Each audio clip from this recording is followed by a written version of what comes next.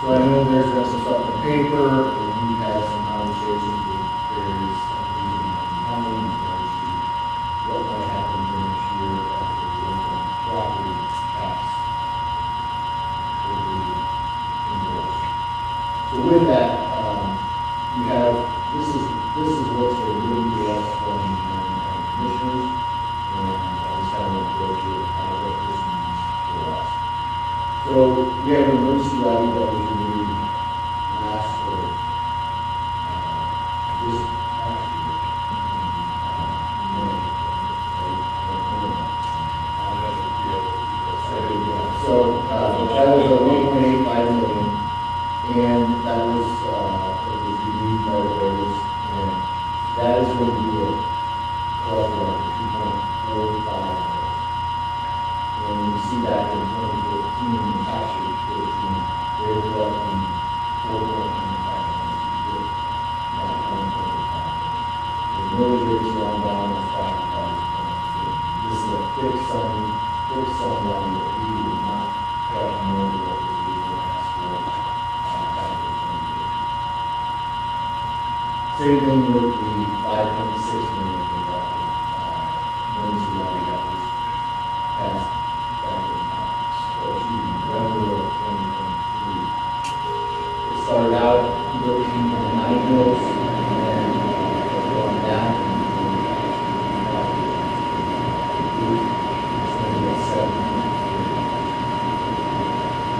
All those are typical evaluations go up.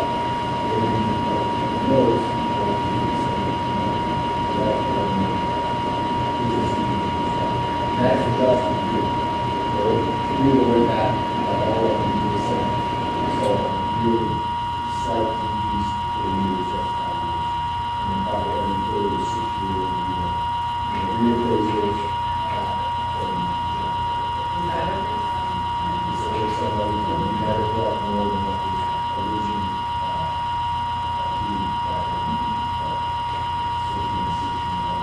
those are the ones where I like to say the pie never changes, and more people that are here, your size is smaller and smaller. The one that will be changed, that we need to be aware of,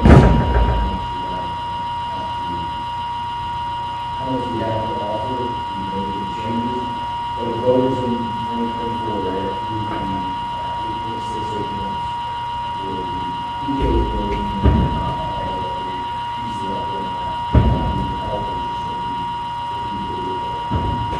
Fast forward, the CFAS, and we're going to the state.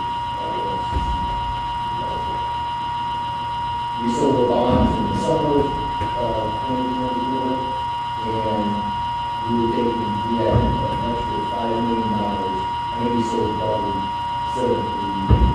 $87 million was what we only sold $78 million. So during that bond process, the way it was, we were to have cash in hand. So we lowered it by, we used this money, $5 million bond retirement fund, to lower it by a mil for so the cash collection that was only at 7.6 million. And that was something that we would utilize throughout the next 7 to 10 years, depending on the collection board, that we would utilize that money for that. Well, the county commissioners are now saying, instead of $5 million bond retirement, we're going to take $2 million of that. And that means we're going to collect $4 million to get to match our needs to pay the bond. That's fine.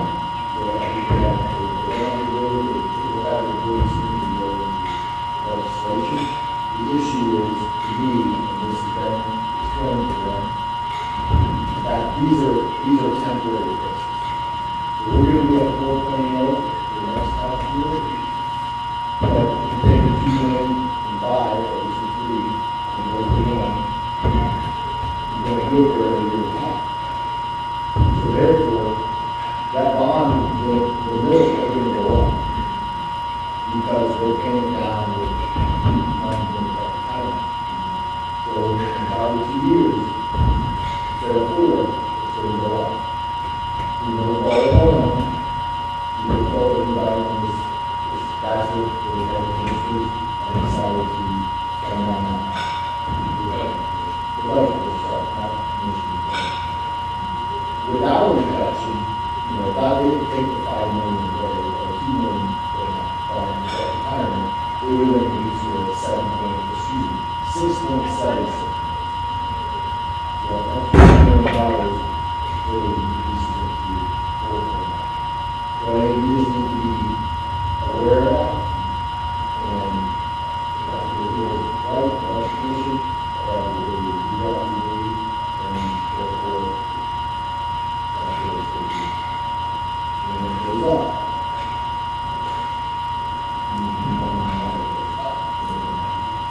They do. I spoke with Mr. Morris, helped us out a lot. And I mentioned this again, and he went through the package, and said, we did nice, and it was 1.5 more reduction, and it's on that 7.68 to 6.18, it would have been the same level, 6.18, and its valuation may have increased a little more year after year. It would see some reduction. So we are talking a large decrease this year. For next year, for the calendar year 26 election. And then it's going to go back up because we have four more elections, including the same year. So this is what the budget commission is recommending we do because of the non-proceeds we have in the election. And they're going to do them up. And we'll be back to increase the rate. We kind of, every year, we kind of adjust the bond collection to what the organization schedule says we need. This year, they come. If being set the way they are right now, is the 6.76 bond yield that Aaron mentioned previously would have collected exactly what we had collected with that payment. And that's what we would have done. That was their time to sharpen the pencil and so forth.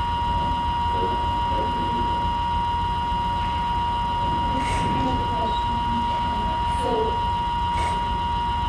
will this knowledge change the metrics, some levies, in concept with more houses are built, or property values go up? Is that impacted, is the bond levy impacted with the same amount? It's the same dollar amount, so yes, it would be, if there's more people there, and it's less competitive, then it will reduce it. not the valuation. Well, if Not necessarily, if you have more. I'm thinking construction, if there's more construction. There's a chance, there is people that And our amortization schedule was structured so that it's the same dollar amount, give or take, in there, but it's the same payment every year for the life of the loan. So it's almost just like, it's like, you want to collect this dollar amount for the debt for that year. And so it would, the bills would be adjusted to all of that.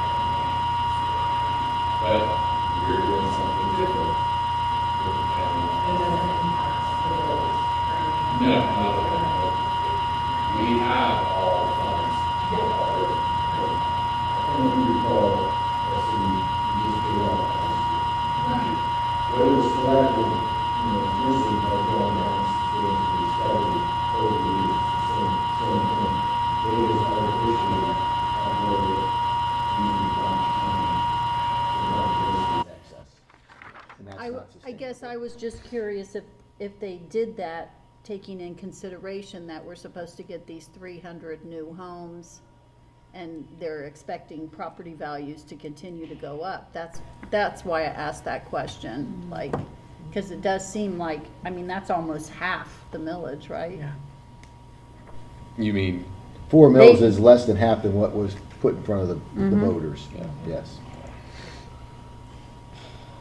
So, I think they may be counting on some, but once we get into this other piece, we'll talk to that. So what other questions might anybody have on the Excel spreadsheet?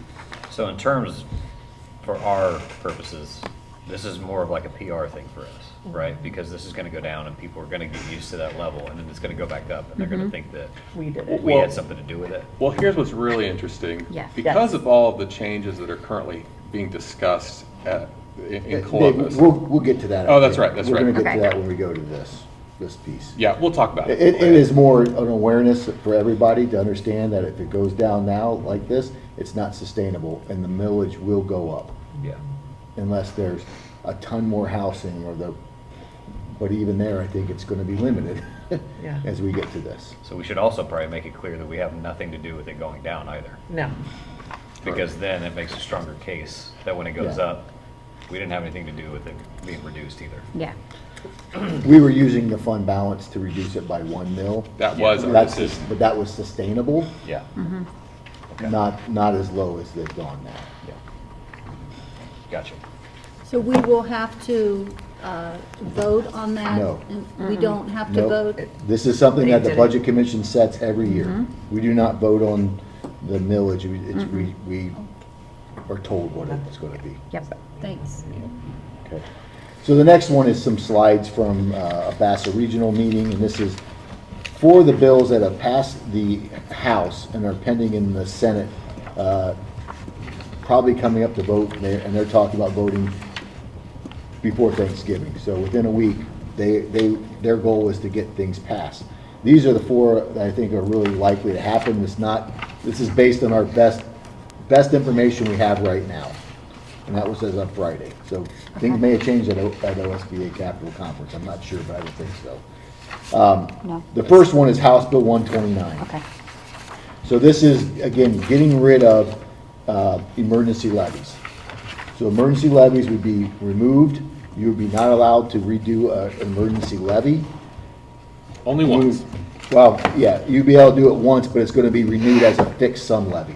It's not gonna be called an emergency levy anymore. It's gonna be called a fixed sum levy, and you're gonna be allowed to do it once. For 5 years, And max. that's a 5-year length of, no matter what it was before, because like one of us is 7, the other's 5, doesn't matter. The max for any renewal would be a one-time thing, and that would be called a fixed sum levy. It's not gonna be a renewal though. So it's not gonna be called a renewal levy. That's gonna have to be something that be communicated that this is not new taxing, this is, Yeah. No new money. it's not new Operative money, term. but it's not gonna be said renewal. Yeah. Okay. The other thing, this preserves the rollback. So again, right now in all the levies, the state government picks up 12.5% on the rollback that the taxpayers don't have to pay. When this is gone after that first renewal, that's gone too. So that's likely to pass, I think, on this. And again, that's, I think, expected.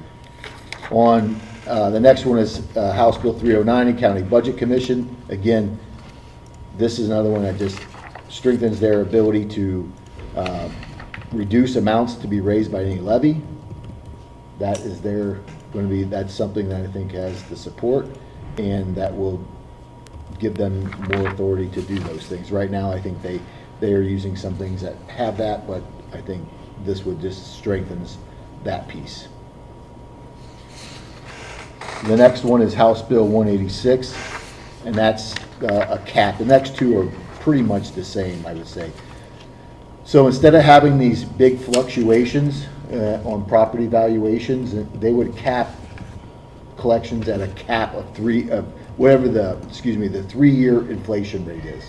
And there's some formula out there that says this is the inflation rate, and that would be done based on a 3-year cumulative rate of inflation. So, Cumulative, not average. they have the wording here is cumulative. Okay. So, again, this is pending it could change, it could say average, but this is cumulative. I think what they're saying is, so in the 3 years, what's the cumulative effect of inflation? Is it 2%, is it 1.5, is it 4 or 5? That's what it will cap, and there's some formula that describes what that is. Okay. So, again, that helps out taxpayers in that regard. They're actually going backwards in the House budget. They're going backwards to do this for 23, 24 tax years, but they're funding the school districts with some other monies to be paid for, so it's not taking it from school budgets. Same thing with House Bill 335, so the inside millage is, 10 mils of inside millage that can be levied. The cap of inflation would be, growth would be capped at inflation, again, same thing as the other piece. And all that, I don't have an issue with that. It's predictable. I think it's good for taxpayers and that. The problem that's going to affect us is this. So if, let's just use $100. If valuation is $100 and inflation goes up $3, say it's 3% inflation, then valuation goes to 103, correct? Right? That's what our valuation, that's what we're collecting is going to be on that 103. But the actual valuation, maybe it's 20% of what it might go up this year. It could be 120. So we now have an actual valuation and a taxable valuation. It would be, yes. So the difference is, what we're collecting is at this. However, what we're being looked at funding-wise, because if you remember, state funding is based on wealth, property tax, and income. They're not taking this into account. So we're going to look wealthier because our property values are wealthier, even though we're only collecting this much, which means the state's going to fund districts even less. Yep. Which means they're putting more of the burden on On the the taxpayer. local taxpayers. So that's just something that I know is awareness, that I think that might be something I hope they look at to correct, but that is something that's coming down.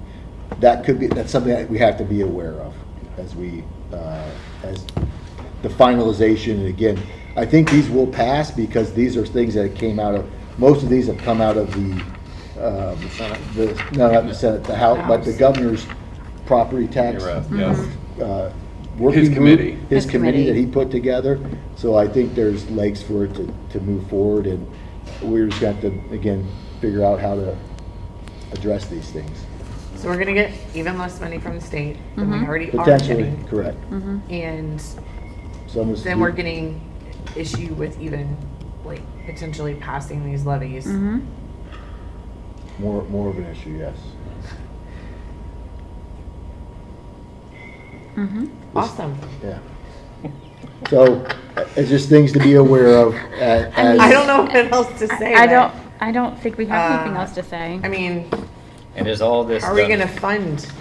Again, is all this being done in the spirit of, in what they're saying is easing the overall tax burden to the taxpayers? Is that the reason why this is being done, or that we're being told that this is being done? I would say that the concern is if stuff is not done, the ballot initiative of getting rid of all property taxes is more likely to pass. Okay. I think if we don't do something, So these are measures to prevent I think the catastrophic scenario. so. Okay. There are other things that have been discussed but are currently not as far along as these items here. We previously spoke on the circuit breaker, which is the idea of helping those who might have lower incomes. I believe I heard that, I think it's Michigan has a law in place that says that a taxpayer can only be taxed so much in total of their earnings. So let's say it's 5%. You can't pay more than 5% for property taxes. So there is a limit, and that's the circuit breaker. It stops it from being crazy and being taxed so much more. The other items are the targeted assistance for senior citizens, or disabled veterans, or those who, I've even heard the idea of, I've owned my home for over 25 years and I'm being taxed out of it. And even just, what's the word? Exempting them from having to pay those increases in property taxes.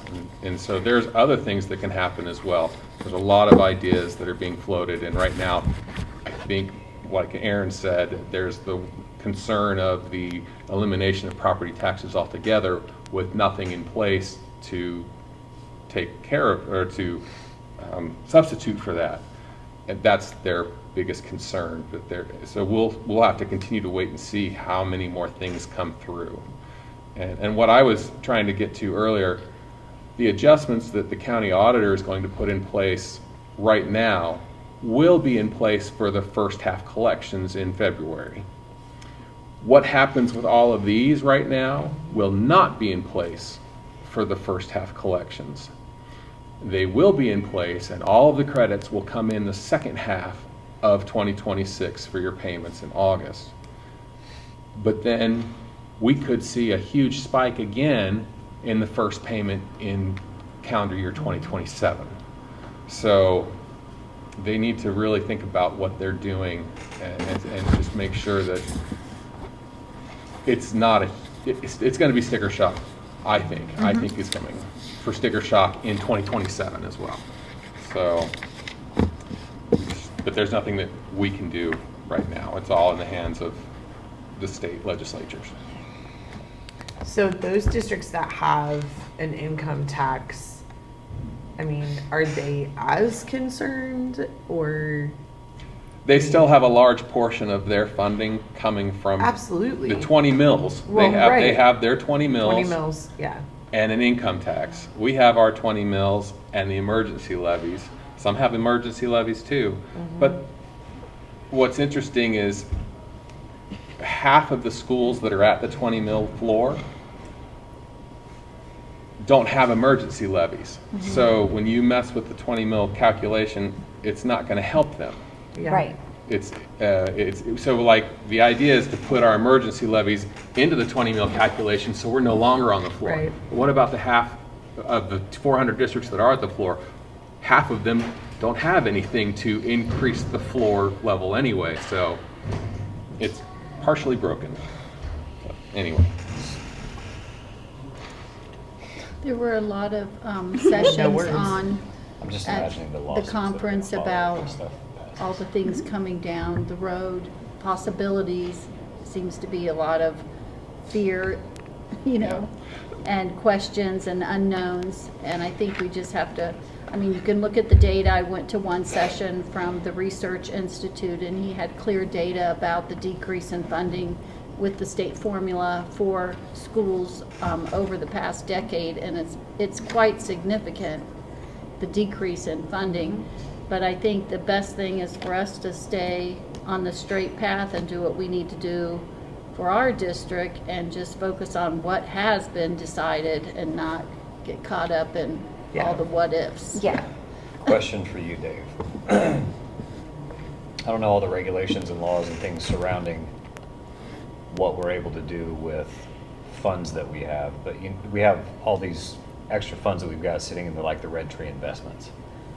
Are we allowed to invest in Red Tree investments because that's something that's been approved by the state and they said these are safe investments, they'll grow your money in a healthy way? Ohio Revised Code 135 dictates what school districts can invest their funds in. Okay. It's very, very limited. Okay. And we don't see large investments. If we were a private citizen or a private company or even a scholarship foundation, those groups are not limited by Ohio Revised Code 135, and they can invest in much more riskier investments and potentially earn much more. We are pretty much limited to CDs and bonds, and the rates. I mean, we did see 5% out of Star Ohio, which was huge for being at 0.01 for so many for so long after the Housing crisis. Yeah. But other people are able to earn over 10%, no problem. But that's because they're putting their funds into risky investments, and ours are limited. So What about capital gains on the investments for reinvestment? The only thing we have to worry about is the arbitrage calculation for the bond sale. The money that we collected from our bond sale can only earn as much interest percentage-wise as what we are paying interest on those bonds. We can't make more than that. So we are going to have to perform a calculation. We'll probably use Bricker and Eckler's bond counsel for that calculation because we will be returning interest earnings that we have made above and beyond that interest percentage. So we are very limited in what we're allowed to keep. So good old-fashioned capitalism doesn't even apply to our situation. Correct. I gotta give it back. Good times. That's, So we'll keep you informed of any, Yeah. things that Yeah. pass in the next, hopefully, week or so. I expect that to happen. And there's still potential for Christmas tree bills that, things get thrown Yeah. at the last second. Yeah. So we'll figure it out. The last thing is the gifted handbook. Again, we'll be voting on this, but Wait, you saw, Board oh, policy excuse me, update. sorry, board policy updates. So the board policy that you've seen in Neola's, people had a couple questions here or there, answered them.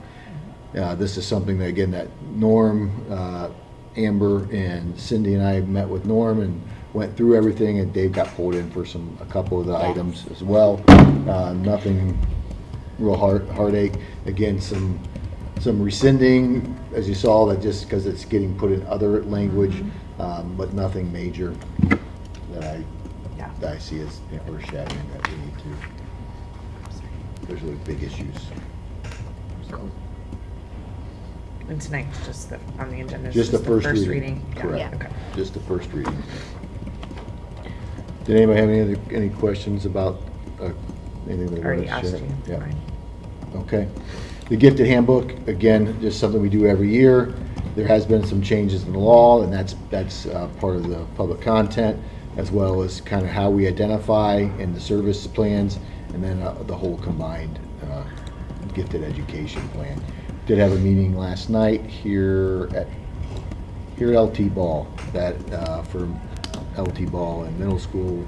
We had 20-some parents, I think, show up for that last night, while some of us were at NHS induction. Dawn and coaches took care of that, so. Cool. Okay. Awesome. Any? That's all I have for discussion items Okay. at this time. Awesome.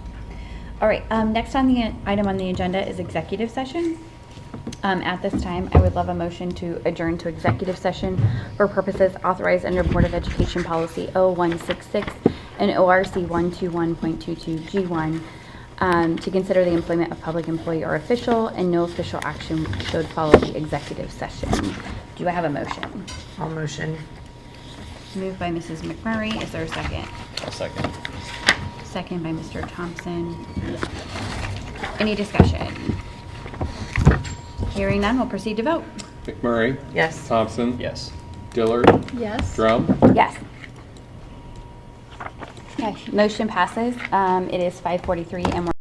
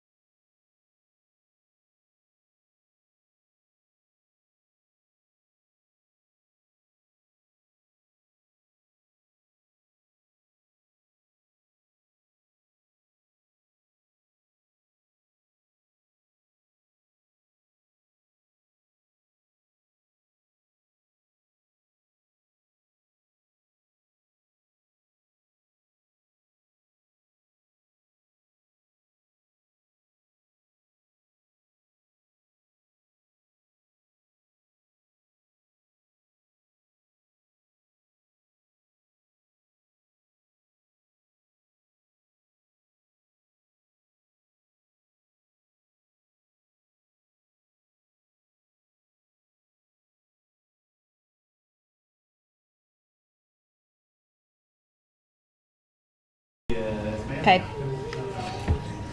Okay, the time is now 6:33 and we are back from executive session. There is no formal action to follow. At this time, I would love a motion to adjourn this meeting. All motion. Moved by Mr. second. Thompson, seconded by Mrs. Dillard. Is there any discussion? Hearing none, we'll proceed to vote. Thompson? Yes. Dillard? Yes. Drum? Yes. McMurray? Yes. Okay, the time is 6:34 and we will end this meeting and we will start the next one in 1 minute.